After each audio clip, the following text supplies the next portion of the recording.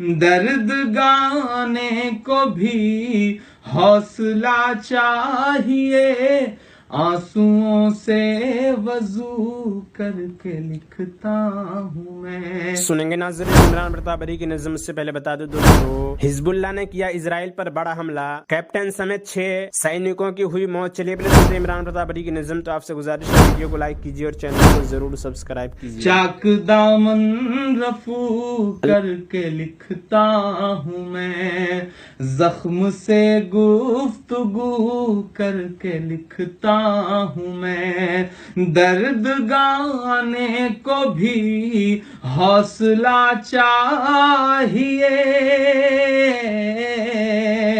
दर्द गाने को भी हौसला चाहिए, आंसुओं से वजू करके लिखता हूँ मैं, आंसुओं से वजू करके लिखता हूँ मैं। शायद इसलिए कह पाता हूँ, शायद इसलिए कोई ताकत मुझसे कहलवाती है। अब वो 4 मिसरे भी मैं सुना देता हूँ जिससे मैंने शुरुआत करी, और वो मेरे लिए भी किसी परदेसी को सुनाने के लिए बहुत अहम से मिसरे हैं कि तुम्हें मदहोश जो कर दे वो जादू साथ लाया हूँ, तुम्हारे चाहने वालों के आंसू साथ लाया हूँ, मेरे परदेसियों सौगात देने के लिए तुमको मैं अपने गांव की मिट्टी की खुशबू साथ लाया हूँ, मैं अपने गांव की मिट्टी की खुशबू साथ लाया हूँ। इस कड़ी में और पंक्तियां हैं, मैं आगे उसे भी सुनाऊंगा। आप आगे सुनाएंगे? जी सुनाऊंगा। अच्छा लगा कि तोहफे में आप भारत की, अपने गांव की मिट्टी के खुशबू हम तक ले आए हैं, तो उसके एवज में हम आपको सिर्फ दाद दे सकते हैं। बस वो आपका और इस वक्त कुछ नहीं है, हमारे हाथ खाली हैं। मैं आपके दुआ और आशीर्वाद वाले जो शब्द हैं वो मेरे लिए बहुत बड़ी ताकत है, और मैंने सहेज के ले जाऊंगा और हिंदुस्तान को बताऊंगा कि मैं अपने परदेसियों से दुआओं से दामन भर करके आया हूँ। जी, बहुत ही आपका दामन सराबोर हो गया हमारी दुआओं के साथ। और बताइए कि वैसे जिस उम्र के पड़ाव पर आप हैं, आप सवाल मेरा मैंने कहा भी नहीं, आप समझ भी गए हैं। हमने अभी सवाल पूछा नहीं था, जवाब सोच सोच के वो हंस रहे हैं। दोस्तों वीडियो को लाइक कीजिए और चैनल को जरूर सब्सक्राइब कभी नहीं किया आपने? लिखी मैंने कविताएं खूब लिखी, मोहब्बत के गीत लिखे। और वो सफल हुई मोहब्बत या नाकाम? पूछने में क्या है? दरअसल मोहब्बत एक सोच बनी हुई है समाज की कि शायर और कवि वही होता है जिसका दिल टूटा हुआ हो, या जिसे मोहब्बत में धोखा मिला हो, या जिसने मोहब्बत की हो। मैं खुशनसीब रहा कि मोहब्बत मेरे दामन में हमेशा से बहुत रही, और कभी ऐसा कुछ नहीं हुआ कि दिल टूटने जैसी कोई बात होती। पूरी तरह से ईश्वर प्रदत्त होता है, आपके अंदर कोई हुनर का आना वो ईश्वर प्रदत्त होता है। तो मुझ में जो शायरी का हुनर आया, मुझे लगता है ईश्वर ने वो अलग से मेरे हिस्से में डाला। पापा में जो मेरे पिताजी हैं वो डॉक्टर थे, बीओएमएस, तो वो चाहते थे मैं एमबीबीएस बन जाऊं।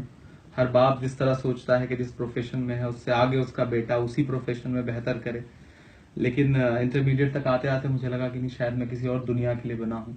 तो घर जिसमें तमाम पीढ़ियों में कभी कोई साहित्यिक किसी का जुड़ाव न रहा हो, अच्छा, उस खानदान से निकल करके, और एक सोच थी आज से 15 साल पहले समाज की कि शायर और कवि का मतलब समाज का एक मतलब बिल्कुल नकारा निकल जाना, औलाद का नालायक निकल जाना। तो पिताजी भी उसी तरह ट्रीट करते थे, डांट पड़ती थी, स्कूल बंक करने पे पिटाई होती थी, कवि सम्मेलन सुनने जाने पे मतलब लौटने पर यह था कि हाँ आज कितना मार खाना पड़ेगा। तो ऐसे में जो है बड़ी दुश्वारियों से निकला मैं, लेकिन आज सफल हूं। और आज जब मैं किसी बड़े कार्यक्रम के लिए निकलता हूं तो मैं अपने पिताजी की आंखों में अपने लिए एक एहतराम देखता हूं। वो शायद मेरे लिए सबसे बड़ा एहसास है, मेरी जिंदगी की सबसे बड़ी कमाई। मुझे 2016 में उत्तर प्रदेश सरकार ने जो सूबे का सबसे बड़ा अवार्ड है, यश भारती, बहुत बड़ा अवार्ड है वो, 11 लाख रुपए का अवार्ड मुझे सबसे कम उम्र में साहित्य में दिया। वाह। तो उन लम्हों में मेरे पिताजी और मेरी माता जी सामने बैठ करके गवाह थे उन लम्हों वाह के। वाह। तो मैंने उस समय उनकी आंखों में नमी भी देखी थी और एक अजीब सी गर्व वाली चमक भी थी। तो ये बताते हुए मेरे रोंगटे खड़े हैं कि वो लम्हा शायद मेरी जिंदगी का सबसे बड़ा और सबसे खूबसूरत लम्हा था।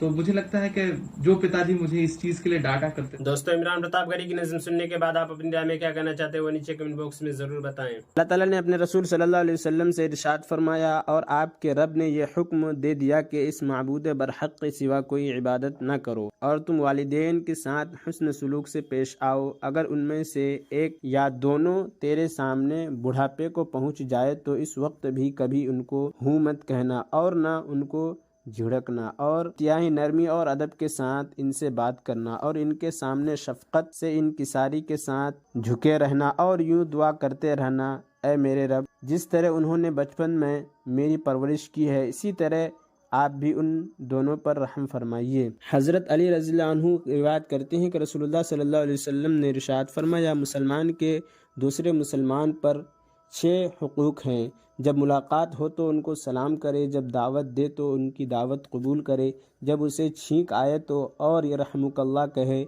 तो उसके जवाब में यरहमुकल्लाह कहे, जब बीमार हो तो उसकी इयादत करे, जब इंतकाल कर जाए तो उसके जनाजे के साथ जाए और उसके लिए वही पसंद करे जो अपने लिए पसंद करता है। ईमान वालों, ना तो मर्दों को मर्दों पर हंसाना चाहिए, शायद कि जिन पर हंसा जाता है वह उनके हंसने वालों से अल्लाह ताला के नज़दीक बेहतर हूँ, और ना औरतों को औरतों पर हंसना चाहिए, शायद कि जिस पर हंसा जाता है वह उन हंसने वाले औरतों से अल्लाह ताला के नज़दीक बेहतर हूँ। और न एक दूसरे को ताना दो और न एक दूसरे के बुरे नाम रखो, क्योंकि ये सब बातें गुनाह के हैं और ईमान लाने के बाद मुसलमान पर गुनाह का नाम लगना ही बुरा है। और जो इन हरकतों से बाज न आएंगे तो वह जुल्म करने वाले और हुकूकुल इबाद को ज़ाय करने वाले हैं। तो जो सज़ा जालिमों को मिलेगी वही उनको मिलेगी। ईमान वालों, बहुत सी बदगुमानियों से बचा करो, क्योंकि बाज़ गुमान गुनाह होते हैं और बाज़ जायज़ भी होते हैं, जैसे अल्लाह ताला के साथ अच्छा गुमान रखना। तो इसलिए तहक़ीक़ कर लो, हर मौका पर हर मामला में बदगुमानी न करो और किसी के ऐब का सुराग मत लगा करो और एक दूसरे की ग़ीबत न करो। क्या तुमको कोई इस बात को पसंद करता कि अपने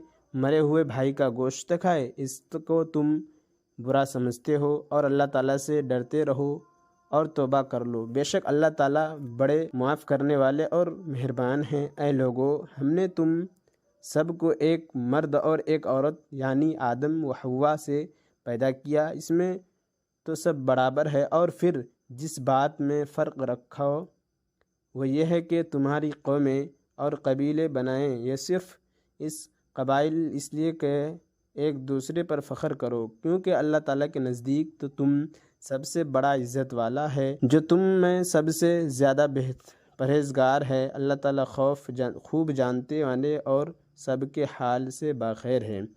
फ़ायदा ग़ीबत को मुराद होने भाई के गोश्त को खाने की तरफ फरमाया है। इसका तरफ मुसलमान की ग़ीबत है, इसकी तकलीफ़ होती है, लेकिन जिसे मरे हुए इंसान को तकलीफ़ का असर नहीं होता, इसी तरह जिसकी ग़ीबत होती है उसको भी मालूम न होने तक तकलीफ़ नहीं होती। अल्लाह ताला का इरशाद है, और जब तुम को कोई सलाम करे तो तुम उसके बेहतर अल्फाज में सलाम का जवाब दिया करो।